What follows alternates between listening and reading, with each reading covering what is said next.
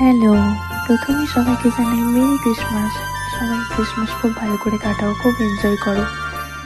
আর দেখো, আমি ক্রিসমাসের দিনে চলে গিয়েছিলাম চার্চের মেলাতে। আমি খুব ধীরে ধীরে কথা বলছি, কারণ বাড়িতে সবাই ঘুমিয়ে গিয়েছে, তাই আমার গলাটা একটুখানি অদ্ভুত লাগতে পারে, তো ওটা ইগনোর করো। আর দেখো, আমি মেলাতে কিছু মুহূর্ত মেলা তোমাদের সাথে শেয়ার করছি, তো চলো তোমরা দেখে নাও।